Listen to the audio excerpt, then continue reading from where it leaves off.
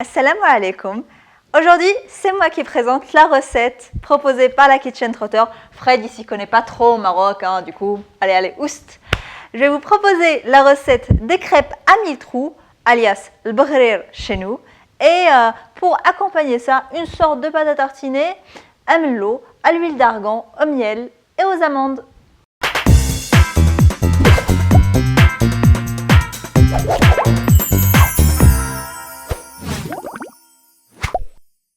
Pour cette recette de bghrir ou crêpes à 1000 trous si vous préférez, alors on a besoin de semoule fine ou extra fine de 100 g, de farine 100 g, d'un petit peu de levure boulangère, là on a de la déshydratée mais on peut utiliser de la levure fraîche, de levure chimique, d'un peu de sucre 10 g, d'un peu de sel environ 5 g et puis pour lier un peu le tout on a besoin de 500 ml d'eau. Du coup, ça sera un peu des genres de pancakes sans matière grasse, que du bon. C'est pas très compliqué à faire, nous avons besoin d'un saladier et d'un fouet. Alors, d'abord, on verse l'eau, les 500 ml. Voilà. Et on rajoute l'ensemble du reste des ingrédients. On mélange bien jusqu'à ce que tout soit homogène. Et ça sera bon. Typiquement, ça, c'est pour moi, le bghrir, c'est un peu le plat ramadanesque que faisait ma maman avec du beurre, du miel, tartiné de beurre, de miel. C'était la petite sucrerie du soir. Bon, j'adore le bghrir, ça me rappelle tellement de souvenirs.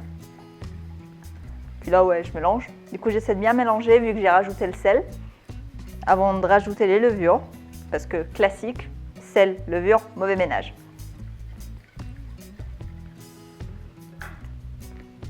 Un peu de levure boulangère,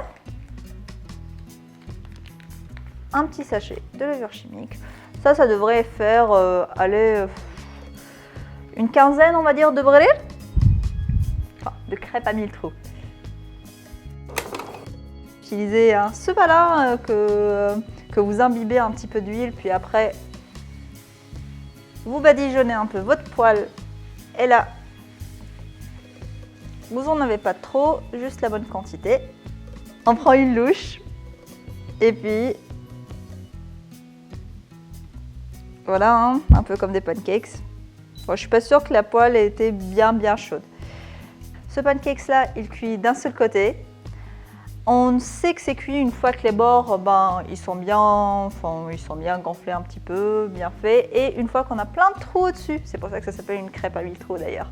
Pour une première, je la trouve assez jolie. Du coup, effectivement, on peut ne pas laisser reposer la pâte. Au choix, on peut la laisser reposer un peu plus. Je pense que le bghrir sera un peu plus gonflé. Mais là, franchement, ça ressemble pas mal à ce que j'ai l'habitude de voir. Alors, c'est des crêpes qui colorent pas vraiment, ça reste assez pâle. Une fois que la pâte a l'air bien cuite, c'est bon, on peut réserver dans une assiette. Pour la première, et là je vais essayer de faire le reste de la pâte et on revient après.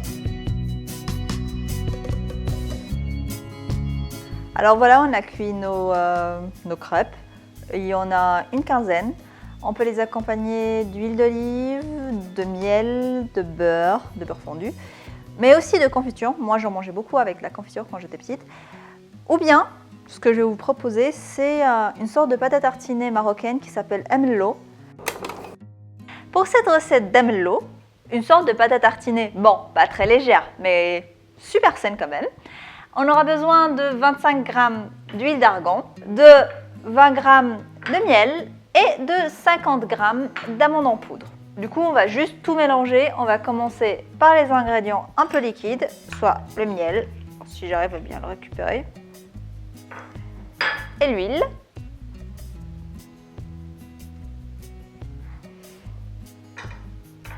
La première fois la seule fois en fait que j'ai vu de l'amlo, c'était dans le nord du pays. Du coup, je pense, vous pouvez me corriger, que c'est quelque chose qui vient typiquement du nord du pays, du côté de Tétouan, Tanger, tout ça. Du coup, je mélange bien ça. Question que ça soit un minimum homogène.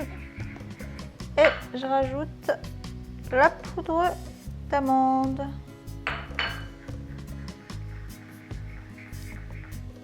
Voilà, voilà. Bah voilà ce qu'il en est pour cette recette de brir et d'amello.